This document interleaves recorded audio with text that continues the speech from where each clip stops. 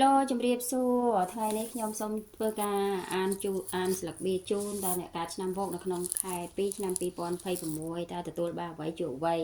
ឆ្នាំវកអាចនឹងមានការកាត់ផ្ដាច់នឹងមានការរិះគិតសារឡើងវិញចំពោះរបស់របរដែលល្អឬក៏មិនល្អការរស់នៅឬក៏អាស្រ័យតាក់ទងនឹងមនុស្សម្នាហ្នឹងអ្វីផ្សេង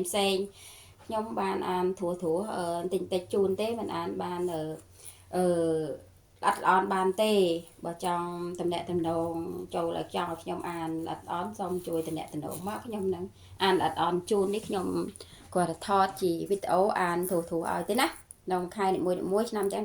12ឆ្នាំបកនឹងមានការកាត់ផ្ដាច់មិនថាវត្ថុឬការរស់នៅរបស់របរហើយមានការឬក៏មានការពិចារណាឲ្យច្បាស់លាស់សារឡើងវិញហើយឆ្នាំបកអាចថាតកតលនឹងការងារយើងនឹងមានលុយមួយចំនួនគាត់ថាបើមានលុយមួយចំនួនយើងនឹងបង្កើតអ្វីផ្សេងទៀតឲ្យល្អជាងមុនឬក៏បរិចមុខរបរចំនួនឬក៏ផ្លាស់ប្ដូរទីលំនៅផ្លាស់ប្ដូរការងារហើយយើងនឹងមានលុយនៅក្នុងដៃធ្វើឲ្យយើងមានលំនឹងក្នុងការគិតហើយយើងមិនថានៅក្នុងផ្ទះឬក៏ក្រៅការងារទេអាចនឹងមានជនជាតិសាសន៍ដទៃមានត្រីមានប្រុសយកជាលៀបសំណាងឬក៏ផ្ដល់អ្វីល្អឬក៏ដីស្រឡាញ់លោកជារបស់របរហើយយើងនឹងអាចនឹងចាក់ចេញពីអ្វីដែលមិនល្អនៅដែលយើងគិតអ្វីដែលមិនល្អយើងកាត់ចោលអ្វីដែលល្អយើងឆ្ពោះរកទៅមុខទៀតហើយយើងនឹងខំបង្កើតអ្វីដែលយើងចូលចិត្តពេញចិត្តដូចជាការងារឧទាហរណ៍ឬក៏កន្លែងរស់នៅយើងខំបង្កើតល្អតែការបង្កើតរបស់យើងឧទាហរណ៍ការងារមានការលាយឡំក្លុកផ្លែងតែយើងទទួលបានលុយកាក់ហើយយើងតាក់ទងមានការឈឺចាប់ពីមុនមកមិនទាន់បោះបង់ចោលអស់ឬក៏ក្នុងខែហ្នឹងយើងជួបបញ្ហាឈឺចាប់ទៅស្លាប់ទៅរស់មិនថាមនុស្សជាពិសេសមនុស្សធ្វើឲ្យយើងចូលក្នុងជីវិតយើងធ្វើឲ្យយើងឈឺចាប់ច្រើនហើយយើងនឹងអាចមានការកាត់ផ្ដាច់មានការជាយាមធ្វើឲ្យខ្លួនឯងសប្បាយរីករាយហើយមានការបោះបង់ចោលនិងចាក់ចេញហើយយើងនឹងមានការបន់ស្រន់អាចនឹងចូលចិត្តធ្វើបន់ចំនួនផ្លូវក្នុងហើយបន់ស្រន់របស់យើងផ្លូវក្នុងបានទទួលដឹងឮការបន់ស្រន់របស់យើងហើយយើងនឹងអាចនឹងមានសម្រស់ស្រស់ស្អាតហើយខ្ពង់ខ្ពស់កិត្តិយសនៅក្នុងសង្គមនិងចំណោមមិត្តភ័ក្តិតែក៏នៅគេតាមឈ្នាននេះយើងមិនសុខចិត្តឃើញយើងល្អជាងគេអញ្ចឹងណា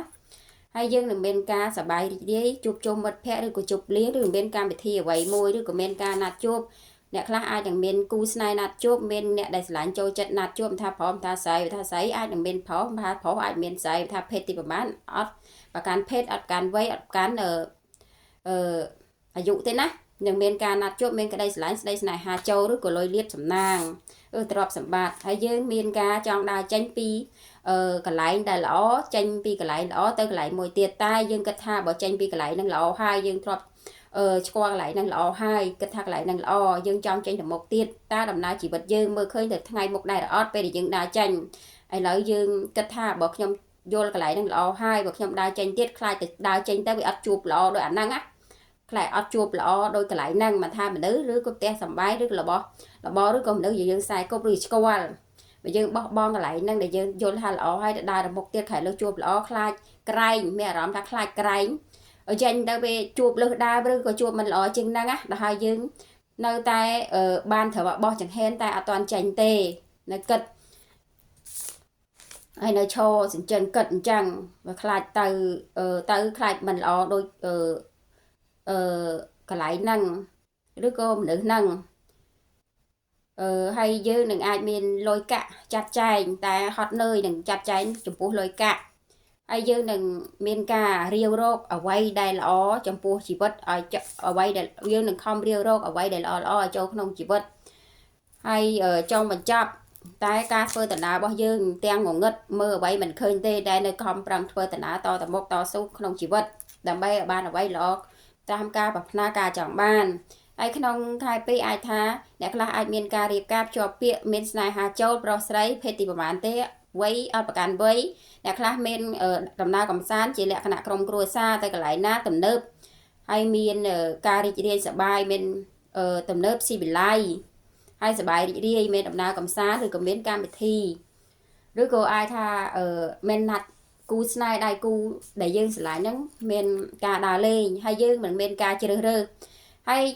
ផ្លូវក្នុងចង់បញ្ជាក់ថាមានការជ្រើសរើសមានការជ្រើសរើសផ្លូវក្នុងបានបញ្ជាក់ថាក្នុងខែចង់បញ្ចប់ផ្លូវក្នុងបានបញ្ជាក់ថាក្នុងខែ2អ្នកនឹងមានដំណើរដើរកំសាន្ត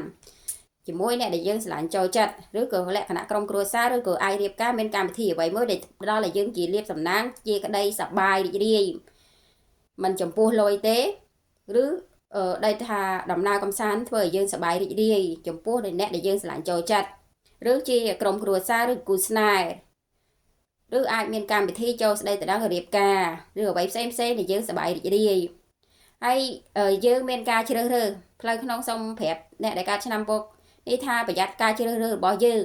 ព្រោះជ្រើសរើសរបស់យើងមានចំនួនចេញមកដោយថាយើងជ្រើសរើសយកអ្នកណាល្អឬរបស់ផ្ទះសម្បែងនឹងល្អយល់ថារបស់នឹងល្អហើយប៉ុន្តែយើងជ្រើសយកមកបង្កើតជាមានចំនួន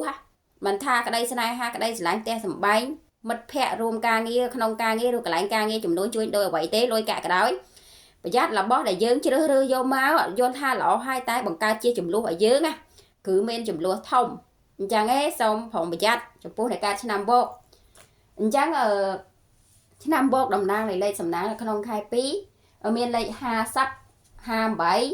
63ពណ៌នៃលាភសំណាងវត្ថុរបស់ប្រើប្រាស់សម្លៀកបំពាក់មានពណ៌ផ្កាឈូកពណ៌សពណ៌លឿងអញ្ចឹងសូមជម្រាបលាអ្នកកើតឆ្នាំបោក